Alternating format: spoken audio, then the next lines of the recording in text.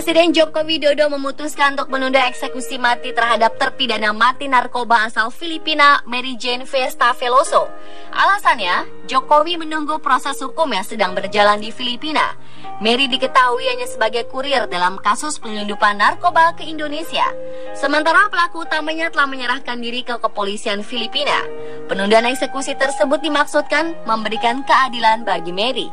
Ia diperlukan pemerintah Filipina untuk memberikan keterangan mengingat ia disinyalir hanya kurir dan korban human trafficking. Karena jika tidak, eksekusi tersebut bisa berakibat fatal. Kasus kesalahan eksekusi mati ini ternyata pernah terjadi di dunia, terutama di Amerika dan Inggris. Bahkan di Inggris, kesalahan eksekusi ini mendorong dihapuskannya hukuman mati. Ada beberapa kasus di mana orang mungkin tidak bersalah yang dihukum mati karena suatu kejahatan yang tidak dilakukannya. Sayangnya mereka tidak pernah bisa mendapatkan kesempatan untuk menemukan kebenarannya. Baru-baru ini dimaksudkan bukti DNA dalam percobaan telah digunakan dalam beberapa kasus untuk melepaskan banyak orang tidak bersalah untuk dihukum. Kasus orang-orang ini yaitu dianggap bersalah namun tidak terbukti bersalah setelah mereka dihukum mati. Berikut, On The Spot telah merangkumnya ke dalam 7 kasus salah vonis hukuman mati.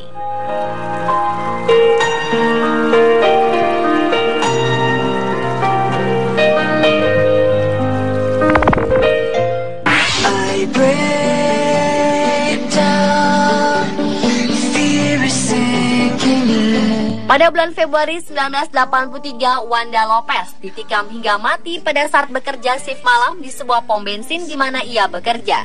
Setelah perburuan singkat, polisi menemukan Carlos de Luna bersembunyi di bawah truk pick-up, di mana baru saja ia dibebaskan dari penjara, namun ia melanggar pembebasan bersyaratnya dengan minum-minum di depan umum. De Luna mengatakan kepada polisi bahwa ia tidak bersalah dan ia menyebutkan nama orang yang ia lihat di pom bensin sebelum kejadian pembunuhan tersebut. Namun polisi mengabaikannya. Juga fakta bahwa tidak terdapat setetes pun darah korban pada dirinya meskipun di lokasi kejadian banyak darah berceceran. De Luna ditangkap terlalu cepat setelah kejahatan itu. Saksi mata tunggal untuk kasus tersebut, Kevin Baker, menegaskan kepada polisi bahwa De Luna adalah pembunuhnya. Di persidangan, De Luna menyatakan melihat Carlos Hernandez sebagai orang yang dilihatnya di pom bensin sebelum terjadinya peristiwa pembunuhan tersebut. De Luna melihatnya dari seberang jalan dari bar tempat ia minum. Hernandez dan De Luna memang sangat mirip jika dilihat sekilas.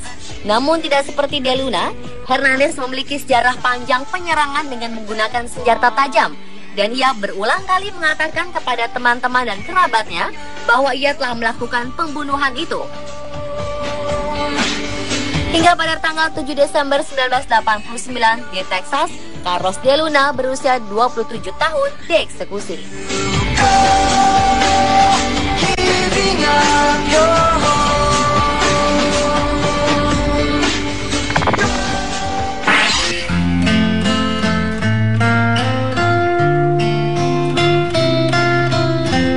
Pada tahun 1991, kebakaran terjadi di rumah Cameron Todd Willingham di Texas.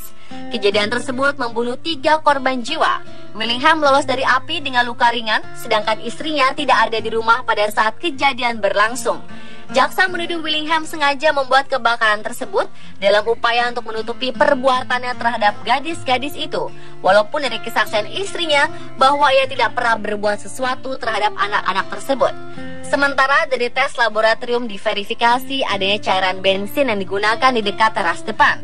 Jaksa menyatakan bahwa cairan itu sengaja dituangkan di teras depan dekat kamar tidur anak-anak tersebut dan sengaja membakarnya dan menghalangi upaya penyelamatan atas anak-anak tersebut. Willingham dianggap sebagai sosiopat parah oleh seorang psikiater selama persidangan di bulan Agustus 1992. Willingham divonis hukuman seumur hidup dengan pertukaran sebuah pengakuan bersalah. Ia menolak dan bersikeras bahwa ia tidak bersalah. Hingga akhirnya Willingham dieksekusi dengan cara disuntikan mati pada tanggal 17 Februari 2004. Pada bulan Juni 2009, negara bagian Texas memerintahkan pemeriksaan ulang. Hal ini belum pernah terjadi sebelumnya, di mana sebuah kasus dapat mengeluarkan keputusan di atasnya di kemudian hari.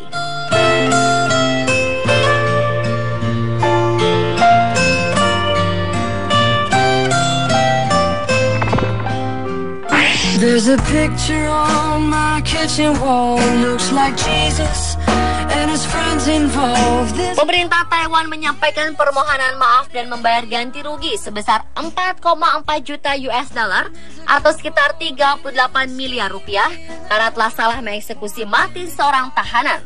Pelaku yang merupakan tentara Taiwan tersebut terbukti tidak melakukan tindak kejahatan apapun. Dilansir dari kantor berita BBC Oktober 2011, Chiang Ko-ching sebelumnya dinyatakan bersalah karena telah memperkosa dan membunuh gadis 5 tahun pada tahun 1996. Atas kejahatan tersebut, Chiang dihukum mati pada tahun 1997. Kasus ini sempat menimbulkan perdebatan di kalangan publik Taiwan. Sesaat setelah kematian Chiang, orang tuanya melakukan kampanye untuk membersihkan namanya. Lalu kasusnya dibuka kembali dan ditemukan bukti bahwa Chiang tidak berada di lokasi kejadian ketika kejahatan terjadi. Pengadilan militer Taiwan mengaku bersalah karena telah menjatuhkan vonis mati. Pengadilan mengatakan Chiang mengaku memperkosa setelah disiksa dan dipaksa untuk mengaku. Pelaku asli memiliki catatan kejahatan seksual telah ditangkap dan akan menjalani proses pengadilan. Atas kesalahan tersebut, Presiden Taiwan Ma Ying-jeou meminta maaf kepada keluarga Chiang. Permintaan maaf juga dilayangkan oleh Kementerian Pertahanan Taiwan. Mereka berjanji ini akan menjadi pelajaran yang tidak akan terulang lagi di masa depan.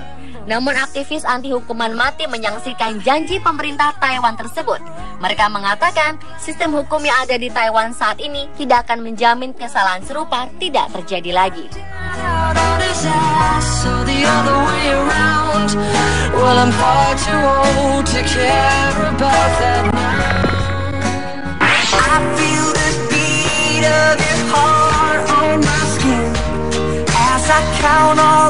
Timothy Evans dieksekusi mati pada 1950 atas tuduhan pembunuhan terhadap istri dan anaknya yang masih bayi.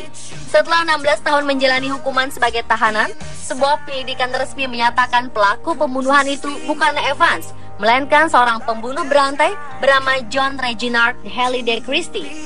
Selain istri Evans, ternyata Christie juga membunuh istrinya sendiri dan juga 5 wanita lain.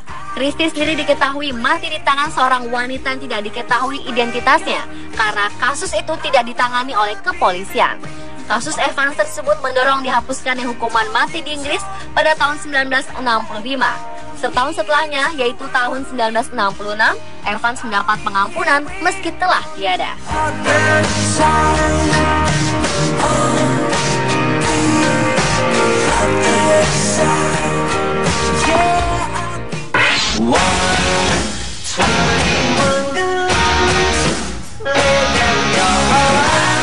Pada tanggal 29 September 1981, seorang polisi di Texas, David Rucker, ditembak dan dibunuh di sepanjang jalan raya dekat Rio Grande Valley. Dalam waktu yang sama, seorang polisi bernama Enrique Carrizales menepikan kendaraannya lalu melaju kembali menjauh dari jalanan di mana tubuh Rucker ditemukan. Seorang sopir terlihat adu mulut dengan Carrizales sebelum menarik keluar pistolnya dan membunuh petugas polisi tersebut. Lionel Herrera ditangkap beberapa hari kemudian dengan tuduhan pembunuhan Rucker dan juga Carrizales. Sebelum meninggal, Carrizales mengidentifikasi Herrera sebagai orang yang menembaknya dari satu foto yang ditunjukkannya di rumah sakit. Pada bulan Januari 1982, Herrera diadili dan dinyatakan bersalah atas pembunuhan Carrizales dan dijatuhi hukuman mati. Lalu beberapa tahun kemudian terbukti bahwa saudara Herrera mengaku bersalah atas pembunuhan Rucker. Saudara Herrera mengajukan permohonan tertulis dari habeas corpus di pengadilan federal dan bukti-bukti baru menunjukkan ia benar-benar bersalah atas pembunuhan Carrizales. Termasuk 4 keterangan tertulis dari seorang pengacara yang telah mewakili saudara Herrera bernama Raul Herrera tersebut. Hal ini menyebabkan Mahkamah Agung membuka kembali kasus Herrera, di mana pengadilan memutuskan bahwa bukti baru menunjukkan Herrera tidak bersalah. Herrera dieksekusi dengan suntikan mematikan 4 bulan setelah putusan itu. Dalam pernyataan terakhirnya, ia berkata, "Saya tidak bersalah, tidak bersalah, tidak bersalah.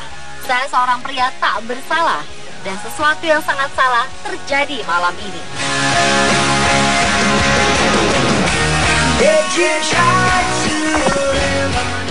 She grew up in Southern California, tried to make a living. Pada tahun 1982, David Spence dituduh memperkosa dan melakukan pembunuhan terhadap 2 gadis berumur 17 tahun dan 1 anak laki-laki berumur 18 tahun di Waco, Texas. Ia menerima hukuman mati dalam 2 persidangan atas pembunuhan. Munir Deep, seorang pemilik toko, mengaku menyewa Spence untuk melakukan pembunuhan dan ia juga didakwa dengan hukuman mati. Ia menerima hukuman percobaan dan pada tahun 1993 dibebaskan. Jaksa membangun kasus terhadap Spence berdasarkan bukti bekas gigitan yang menurut ahli negara cocok dengan gigitan Spence. Dan 2 dari 6 saksi penjara yang bersaksi di persidangan kemudian menarik kembali kesaksian mereka dengan mengatakan mereka diberi rokok, hak istimewa televisi dan alkohol, dan kunjungan suami istri untuk kesaksian mereka. Pasca eksekusi Spence, mantan pengacaranya memiliki studi panel buta di mana 5 ahli mengatakan tanda gigitan tidak dapat dicocokkan dengan Spence. Bahkan penyidik pembunuhan asli pada kasus ini mengatakan ia memiliki keraguan yang serius tentang kesalahan Spence, dan seorang mantan detektif kota Waco yang terlibat dalam kasus ini mengatakan ia tidak berpikir Spence melakukan kejahatan. Namun David Spence dieksekusi dengan suntikan mematikan pada tanggal 14 April 1997. Packed my things and I ran away, but that didn't really last a day because your heart is where I call mine. I miss you so bad. Pada tanggal 23 Mei 1981 di Jacksonville, petugas polisi Thomas Sharansky tewas ditembak di dalam mobil polisinya ketika ia berhenti di sebuah persimpangan jalan. Dalam beberapa menit, polisi merusak apartemen Leo Jones, di mana mereka menemukan Jones dan sepupunya Bobby Hemmons. Polisi kemudian membawa keduanya ke kantor polisi untuk diinterogasi dan menjadikan Jones sebagai tersangka pembunuhan tersebut, di mana polisi mengklaim telah mendapat pengakuan dari Hemmons yang telah memberikan sebuah pernyataan bahwa ia melihat Jones meninggalkan apartemen dengan senapan dan kembali setelah ia mendengar beberapa kali bunyi tembakan. Pada tahun 1997, seorang perwira polisi pensiunan Cleveland Smith memberikan keterangan baru mengenai kasus Leo Jones, bahwa ia mendapatkan pengakuan bahwa Jones adalah pelakunya. Melalui penyiksaan, Smith menunggu begitu lama kesaksiannya dikarenakan ia ingin mengamankan pensiunnya. Seorang hakim agung Florida, Lander Shaw, menulis bahwa kasus John telah menjadi kuda warna yang berbeda. Bukti baru ditemukan, Shaw menulis mendapatkan keraguan serius pada rasa bersalah John. Shaw dan 1 hakim lainnya memilih untuk memberikan Jones hukuman percobaan, namun mayoritas 5 hakim memutuskan bersalah. Jones pun dieksekusi dengan kursi listrik pada tanggal 24 Maret 1998.